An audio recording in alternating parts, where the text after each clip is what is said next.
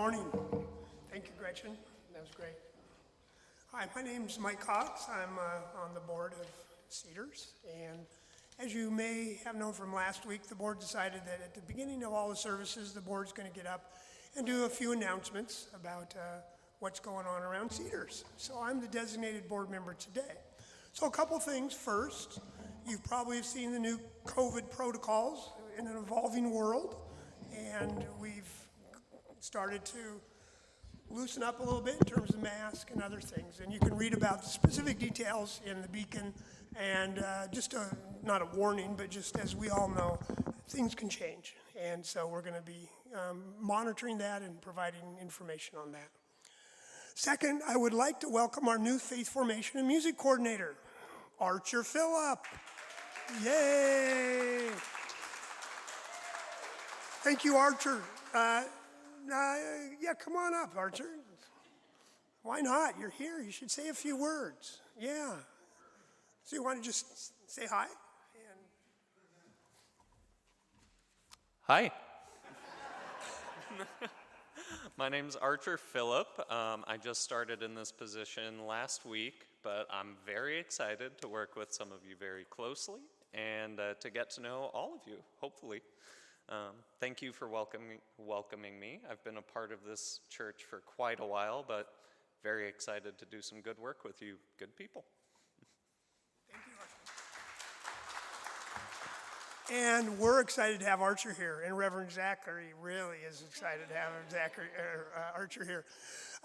Next thing is Rick Blythe is going to do a training on Breeze, a 101, and that will be on Tuesday at 4:30 via Zoom. So if you've always wanted to understand how, not Zoom, how Breeze works, come to that 101 training, and Rick does a wonderful job of educating us. The fourth thing is next week we're going to start our special collections. Now we've done this every month for many years, but during the pandemic we stopped. So starting next week we're going to start it up again, and we're going to have a collection for Ukraine. Of course, I'm sure everybody's reading the horrible things that are going on over there. And the Social Justice Committee has identified the Ukraine Crisis Fund of CARE. I'm sure many of you have heard of CARE. So if you'd like to donate next week, if you want to bring a check, it can be tax deductible. Make it out to CARE USA, and then the tagline, Ukrainian Crisis Fund. And then in April, we'll do one for climate justice. So keep aware of that. Fifth, this is March, is Stewardship Month. And I think you've heard about last week. And just a reminder of this week, there's a number of really neat activities people might want to be interested in. On Tuesday, March 15th, Mary Romeo is going to do a walk at Battle Point at 1. On Friday, March 18th, there's going to be bingo at Cedar Center. Carrie's going to lead that one. And March 19th, Saturday, Rod Kempke's going to do a walk in Goslam Lake. And finally, on Sunday, March 20th, Jeff and Nancy Phillip, there's Jeff, I don't know, Nancy or somewhere, right there, are going to have a barbecue at their house at 1 o'clock after service. And also today, I'd like to introduce Gretchen Yanoff. She's, as you've already heard, an incredibly accomplished musician. She's been at jazz festivals. She has 4 solo albums. And I want to thank Robin for finding her. So thank you, Robin, very much. And now I'd like to introduce Carrie Schmidt. She's going to get a testimonial about stewardship. So thank you, Carrie. And of course, we all know Carrie. And she's a great high school teacher. And she's, I was going to give it, but she's telling me I can't. Good morning. So I was asked to share a few words about why I give my time and my money to Cedars. As a member for the past 25 years, there are a lot of things I could say. I could talk about the positive impact of the RE program on my children, or our beloved parenting group. I could talk about how serving as a worship associate helped me grow spiritually, or how the congregation constantly inspires me to be my best self. While all of these things are very important, when I really think about the last 25 years, what stands out most to me is the support that I've received from this community during times of difficulty. Almost 20 years ago, soon after I became pregnant with my daughter Miranda, I began to experience debilitating headaches, suffering from daily migraines for almost 10 years. This community supported me throughout that painful time. When it was so bad that I had to leave my job, leaving me incredibly depressed, members helped me battle through my depression by teaching me to knit, inviting me to go for walks, and encouraging me to begin volunteering at Helpline House. Thankfully, my health improved after my divorce, and also thankfully, I luckily got Cedars in the divorce. But getting divorced left me facing a whole host of new challenges, and Cedars stepped up once again. Members helped me move twice, gifted me furniture and household supplies, and taught me to cook. A few people even tried to fix me up on dates. And then, when I met Rick, Cedars welcomed him into our community with open arms. You have been here to support me through the difficult times and celebrate my achievements, including our most recent decision to move to Ecuador. Cedars is my beloved community. Even as we prepare to move, I am continuing to pledge my full support to Cedars Unitarian Universalist Church, and I hope you'll do the same. If you happen to have brought your pledge form, you can give that today to Herb, where's Herb? Or Gregory after the service. You can mail it to the Cedars office, or if you would like to just fill out your pledge on the website, there's a handy link at the top, and Jeff is going to be somewhere in the back after the service. There he is, with a computer if you want to do it then. Thank you.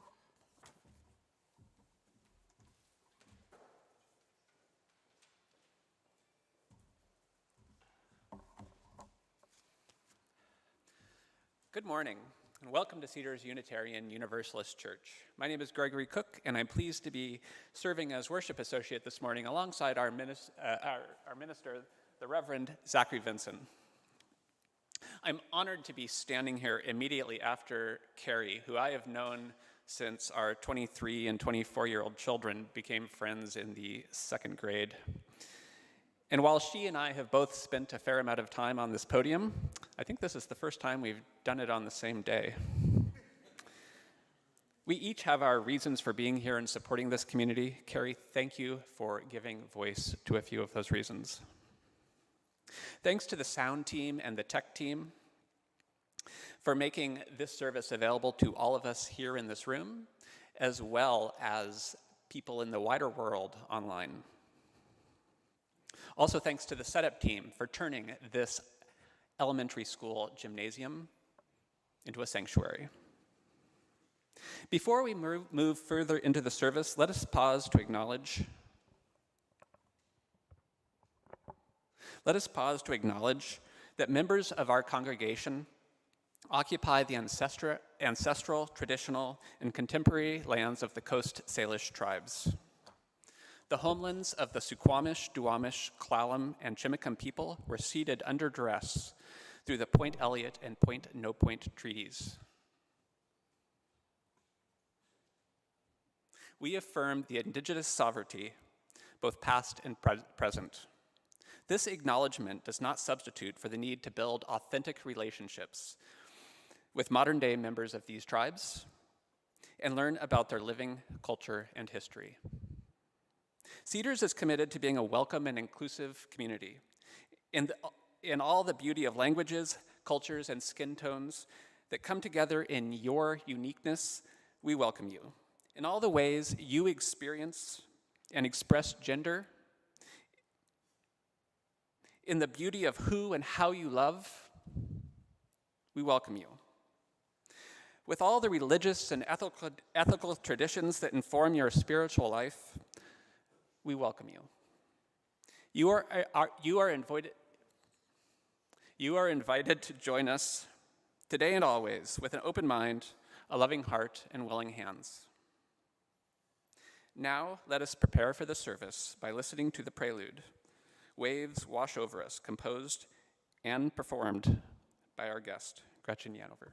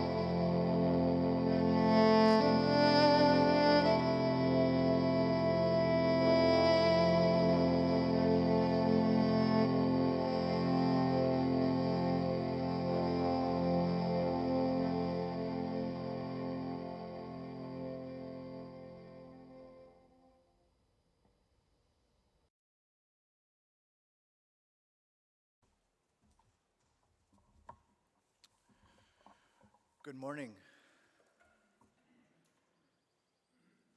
I want to start by just expressing my gratitude to everyone who helped to make Diana Peters' memorial service yesterday happen. It felt good to be together as a community and to remember someone who was dear to this community. So thank you all for helping to make that happen and for being here today. For our call to worship, I would like to share a reading by my colleague, Reverend Kendall Gibbons. And it's found in the Sources of Our Faith book that, little plug, we have a group that is meeting on Saturdays and reading together. And so you may end up with some readings out of this book every so often. She writes, "In the beginning, silence. In the beginning, wonder. In the beginning, beauty. In the beginning, death.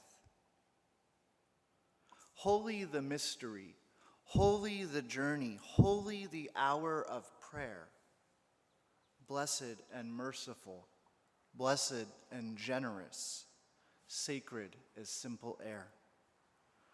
Summoning duty, touch of compassion, keeper of song and flame, struggle and silence, praise and thanksgiving, truth beyond every name. In the beginning, on the horizon, life." And so as we come together this morning into this space of worship, may we be open to the beauty and possibilities of life. Come, let us worship together.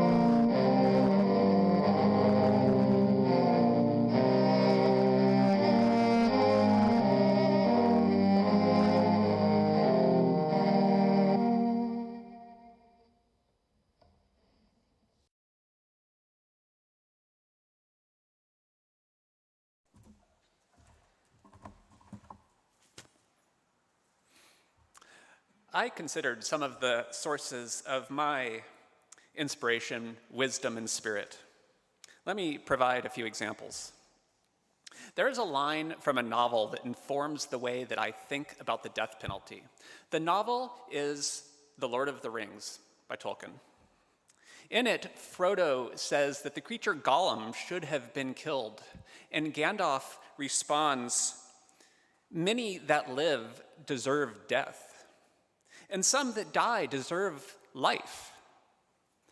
Can you give it to them?" My thinking about the democratic process evolved after reading Robert Heinlein's novel, Starship Troopers. If you only see the movie, then you might think that the story is primarily about athletic soldiers fighting creepy alien bugs. However, in the novel, the soldiers are fighting the bugs because serving in the army is how they earn the right to vote. My understanding of romantic relationships changed after I watched the 1988 movie, The Accidental Tourist, based on the 1985 Anne Tyler novel of the same name. In this story, a man is trying to reconcile with his wife, and he is failing. And he says, "I'm beginning to think that maybe it's not just how much you love somebody. Maybe what matters is who you are when you're with them." One last example, the essay The Myth of Sisyphus by Albert Camus. The whole essay is brilliant, but it's the second to last line that has been my mantra for 30 years. The struggle itself towards the heights is enough to fill a man's heart. This line contains both the well-known Nike slogan, "Just do it," as well as the more profound observation that it's okay to not know why. Given that most of these are comparatively contemporary literature, I tried to determine which of the 6 UU sources fit me the best. And I told Reverend Zachary that none seemed to fit very well. Perhaps I'm at the wrong church. But then Zachary suggested that these might be part of the words and deeds of prophetic people, as contained in the second source. I'm glad that our faith is sometimes described as a living tradition. I dedicate the lighting of our flaming chalice to the 6 or so sources. Please join with me in repeating our affirmation. As we come together to worship, we remind ourselves to treat all people kindly because we are one family, to take good care of the earth because it is our home, and to live lives full of love and goodness because that is how we will all become the best that we can be. Where's Jeff?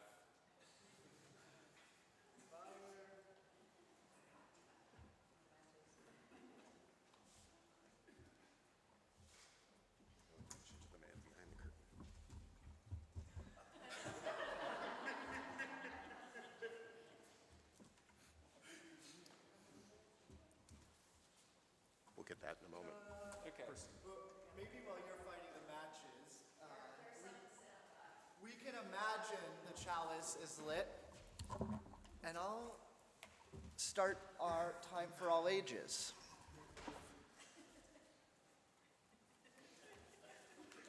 I kind of like this.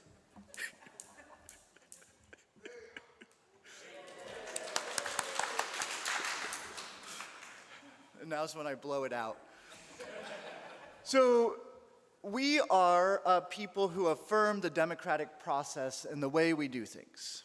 The way that we choose our leaders is through a vote. We elect our board members. I, as your minister, was called by a vote of the congregation and asked to be the minister here. And so in the spirit of that, I have some options for today's time for all ages. There are 3 options, actually. The thing is, you don't get to know which of the 3 you're going to be voting for. In a moment, and I forgot my pen. In a moment, I am going to call out 1, 2, or 3. And when I say a number, I want you, without knowing, to vote. So who's voting for 3? Okay, how about 2? Oh boy, that's a, and 1? I think 2 was slightly more. Okay. So, this is actually a history lesson here. Carrie, if I get something wrong, please talk to me after. But the thing is, I didn't quite finish this lesson. I could use a few help with a few of the sentences. Could someone give me an adjective? Perky. Perky. I heard perky. And what about a plural noun? Plural noun. Plural. Cupcakes. And a number. Any number. 7. I heard 7. Oh, an adjective. Glorious.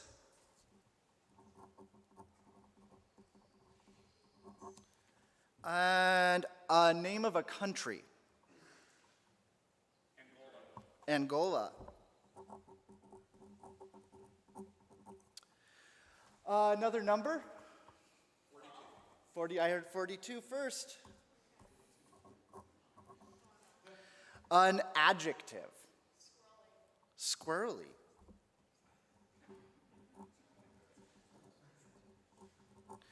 A verb?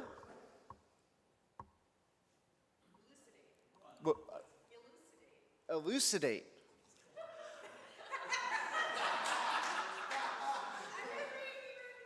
I will be honest, I don't know how to spell that. I'm just gonna like, can I get another verb?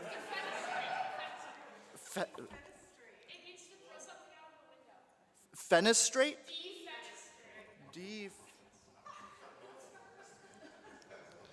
If I get this wrong later, I'll need your help. Okay, so we're getting almost done here. Can I get another number? What?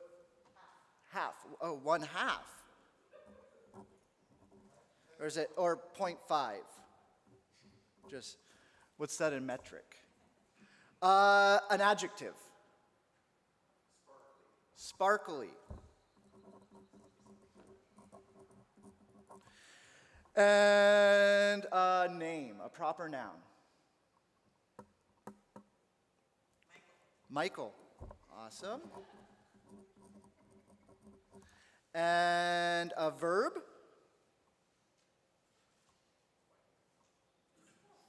Skip. Another verb. Color? Like color, okay. I'm going to put it past tense, colored, because a noun? Tree. And a verb ending in ed, past tense. Ramped. Okay, ramped up. Is that 2 P's? 1. One more adjective. What? Sweet.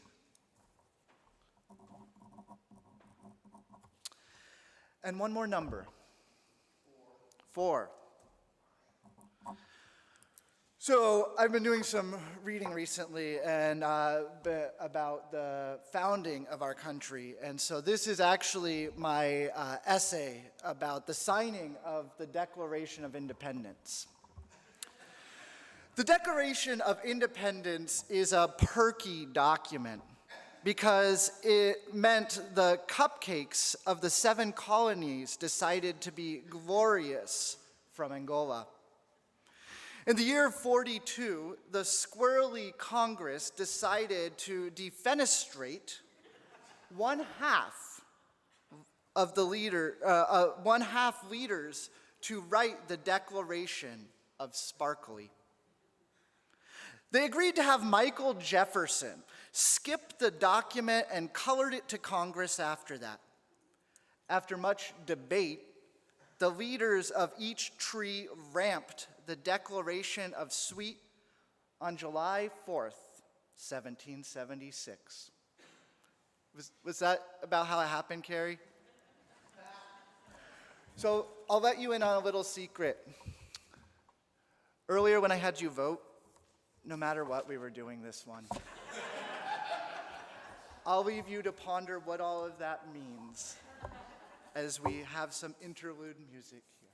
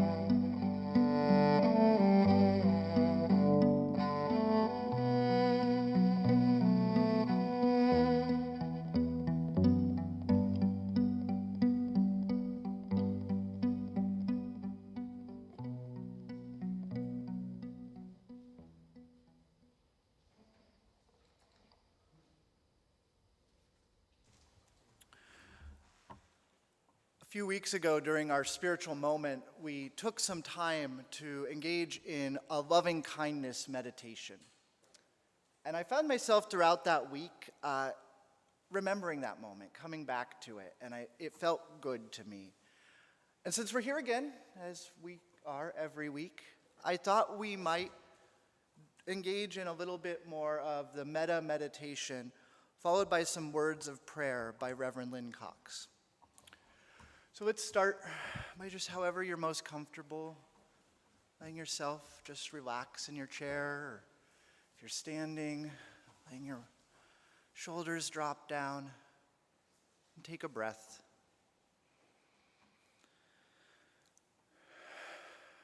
Come into this space as you breathe,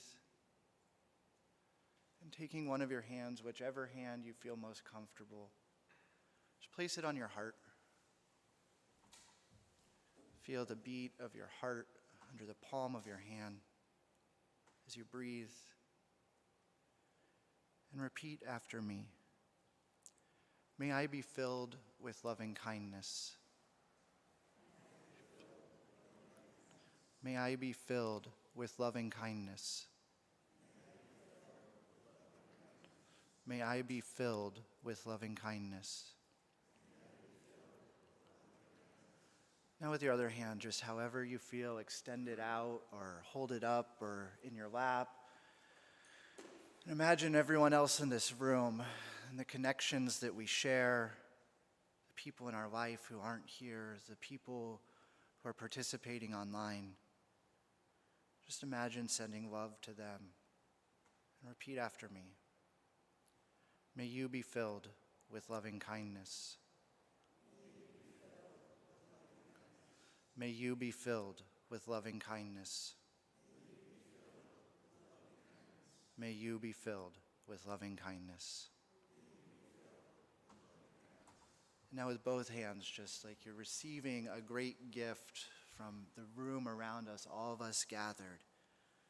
Say, may we be filled with loving kindness. May we be filled with loving kindness. May we be filled with loving kindness.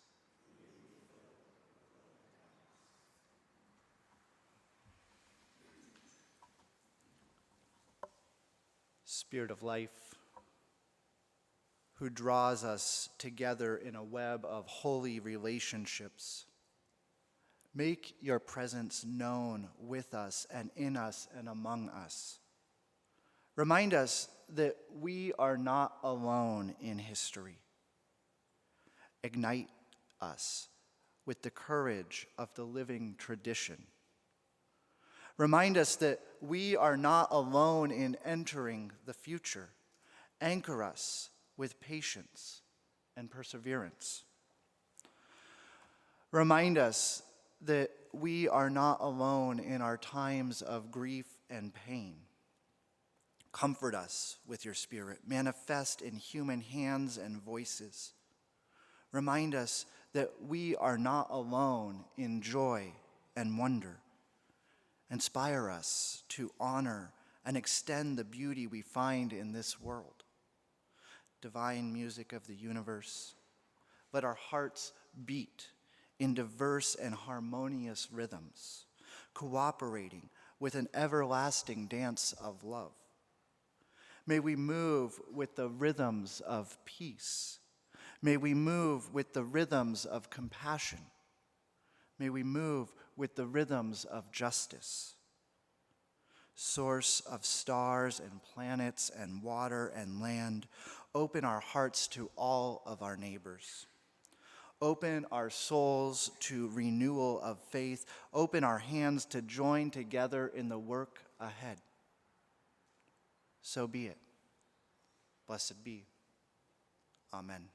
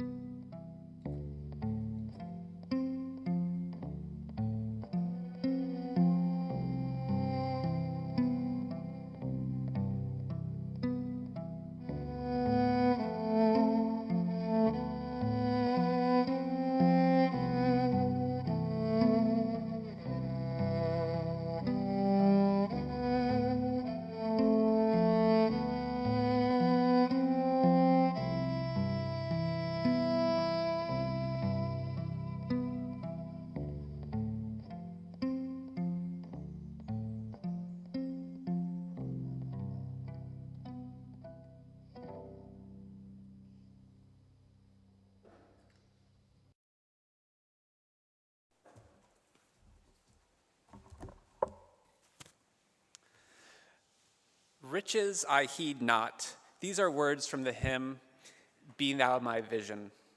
While we are not a people who heed riches, Cedars Unitarian Universalist Church is an organization that requires some riches for sustenance. And with the easing of the COVID precautions, we will be passing the offering baskets again. If you are visiting for the first time, please feel free to let the baskets pass you by. You are our guest, and we are happy simply that you are with us today. Will the ushers come forward to collect the offering?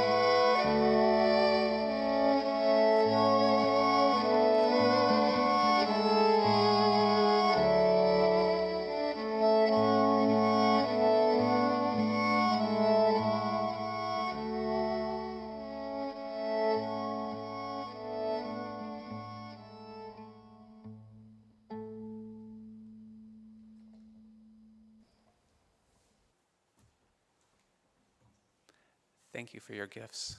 And Gretchen, thank you as well.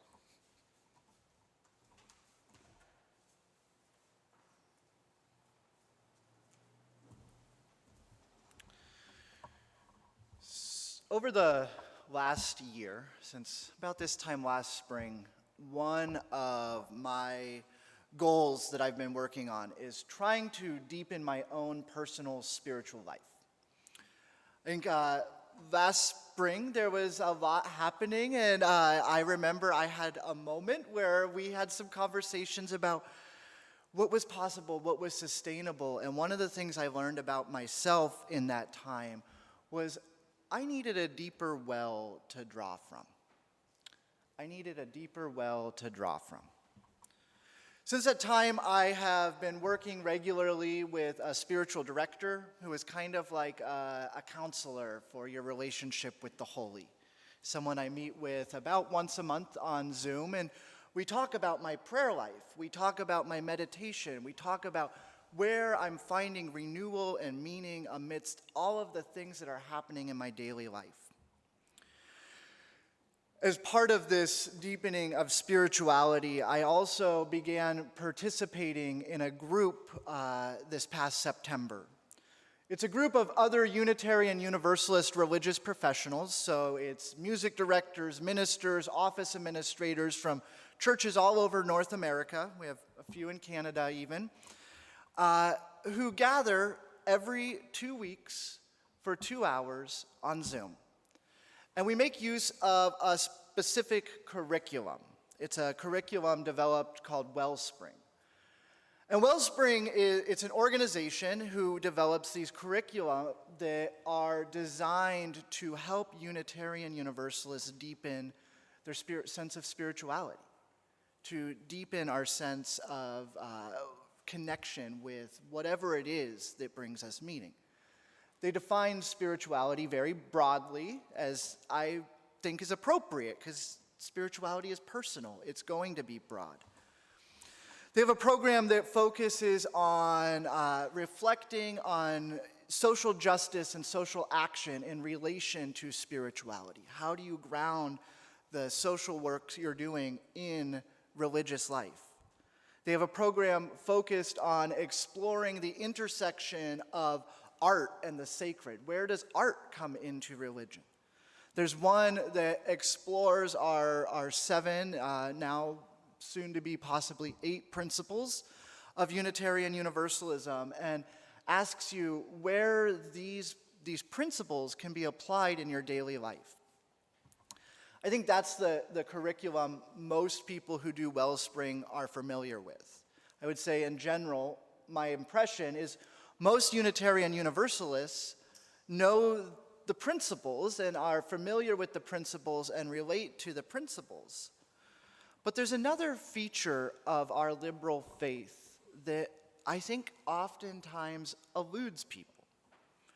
And that's a feature that the particular curriculum that I'm in is exploring.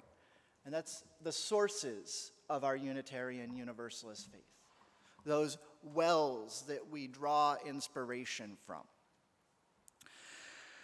As I was preparing for this sermon, I was thinking, well, why is it that most people feel more drawn to the principles, and the sources seem maybe a bit more obscure?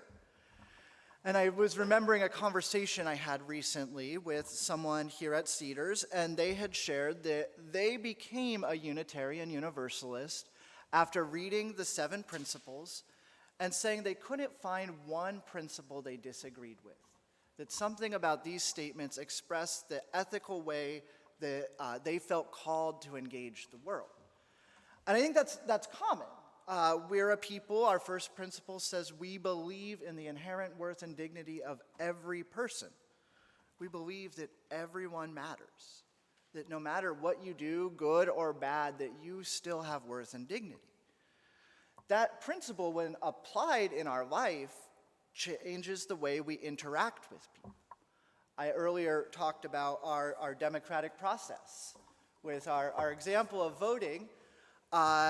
and said, you know, we're a people who we govern democratically. That's a principle that we affirm, that everyone's voice is included in the process.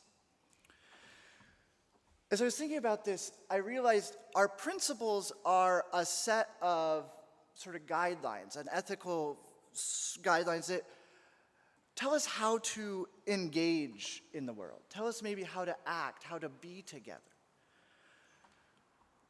The sources of our faith, on the other hand, this more elusive aspect of Unitarian Universalism, function in a different way.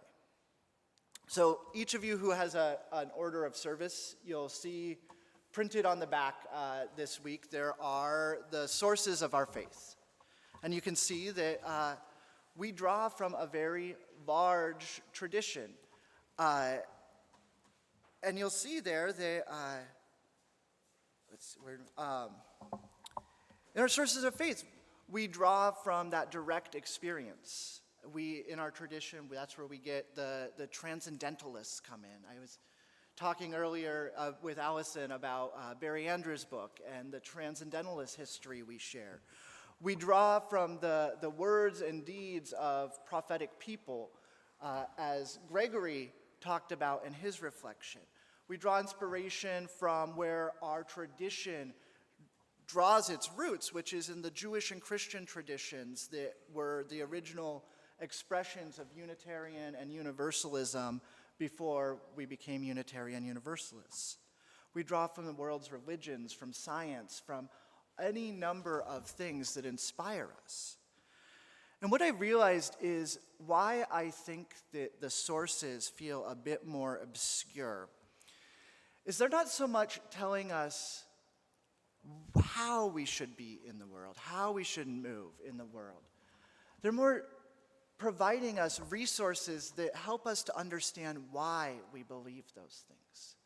They're places where those values come from. In our Sources of Faith group that met yesterday afternoon, we had a reading, and it's rather long, so I'm actually not going to share it. But it's essentially, I'm sure at some point you've encountered a reading where it looks at different versions of the Golden Rule that appear in various cultures around the world. That these sources are where we turn when we are looking for where is the inspiration of our values? What is the thing that inspires us to live that ethical and moral way? And where do those ethical and moral points of being come from? And I believe they come from our sources. They come from those wells that we draw from. So, because I want all of you to start maybe thinking about these sources, I'm going to take a break from talking for a moment. And I would like you, I see some of you are sitting with folks, I would like you to, on the back of your order of service, take a moment and read through those sources of our faith. Read through them and ask yourself, which of these sources speaks to you? Which of them do you draw from as you move through the world? Which of them inspires you to live as your best self? Feel free to talk with your neighbor a little bit. I think Kasha has some more.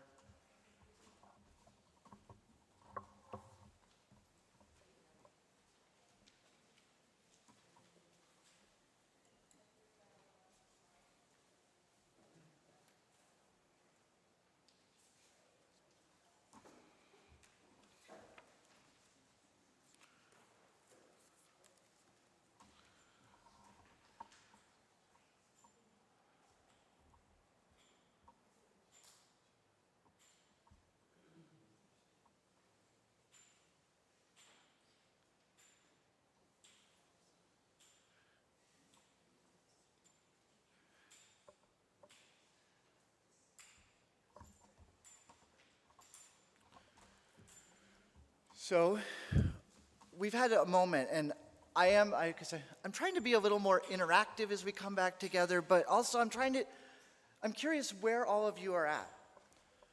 So I'm going to go through our sources now, and if you feel that that is a source you identify with, and you can have more than one, I want you to raise your hand when I read that source, just so I can get a sense of, and we can all see how diverse spiritually, how diverse theologically we are as a community.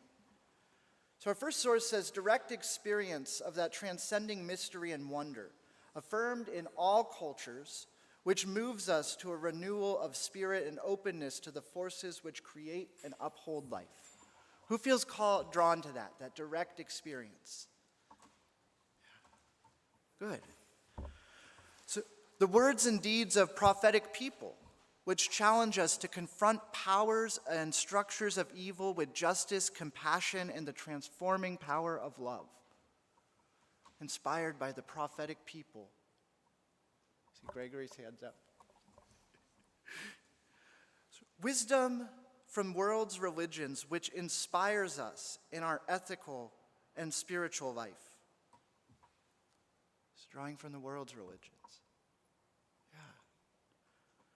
Jewish and Christian teachings, which inspire, Jewish and Christian teachings which call us to respond to God's love by loving our neighbors as ourselves. Yeah. Humanist teachings, which counsel us to heed the guidance of reason and results of science, and warn us against the idolatries of mind and spirit. I knew there would be a lot on that one. And spiritual teachings of earth-centered traditions, which celebrate the sacred circles of life and instruct us to live in harmony with the rhythms of nature.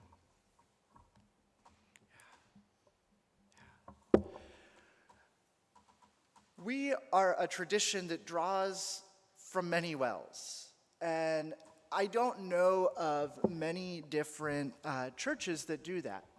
One of the things that I found interesting in my exploration of the sources recently is how little time I actually have spent engaging with these and exploring them in depth.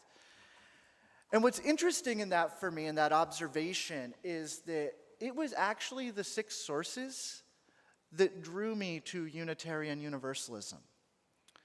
When I was a young teenager, I was a spiritual seeker, and those of you who have known me for a while have heard stories about times I was with a Wiccan coven, or when I identified as Catholic, and know about my fascination with maybe Mormonism or Shakers, and know that I've sought out many things. And in that process, when I was in college and I would go to churches just because I enjoyed the service, I found that one of the things I experienced that is as my own understanding of whatever was sacred, whatever was holy, whatever we're calling it, changed, I oftentimes found myself not fitting in that community. And when I found a Unitarian Universalist congregation, I was actually the first Sunday, it was a music Sunday that was exploring music from world religious traditions. And I came into this church and saw these ideas from all different religions celebrated. And what I saw in that celebration was a framework for spiritual exploration that allowed for continued growth, that allowed for me to continue to grow and change my mind and experience new things, and to do that in a community of other people. I think that's what our sources provide us. I oftentimes explain Unitarian Universalism as the movement that says we are united by the questions, not the answers. We're united by the questions, not the answers. And I think that is what the sources provide us, is a way to continue to question, to search, to connect with each other, and know that at the same time, we might change our mind. And that's okay. That's all the sermon I have. I'm curious, though, as we wrap up afterward, to hear your reflections on which sources you relate to and why, and where you draw on them in your life. To the glory of life.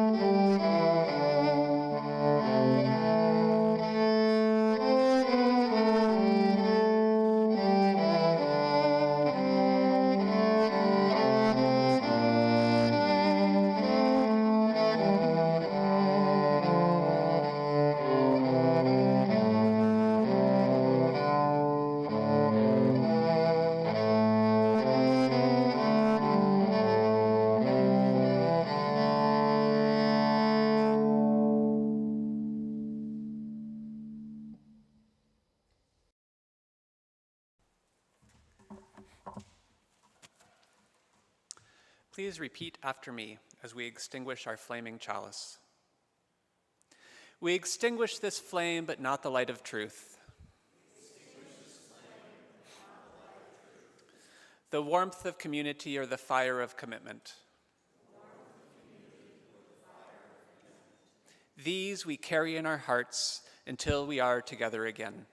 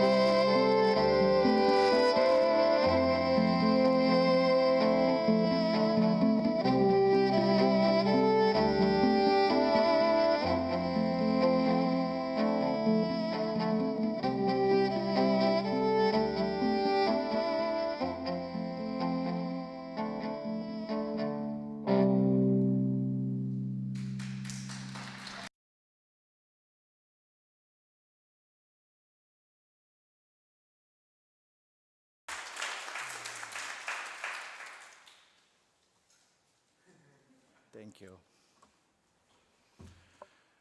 Our service has ended, but our service to the world and one another begins anew. As we go forth, may the experience that we have shared in this hour be a source of inspiration for us to draw from in the days ahead. May it be so.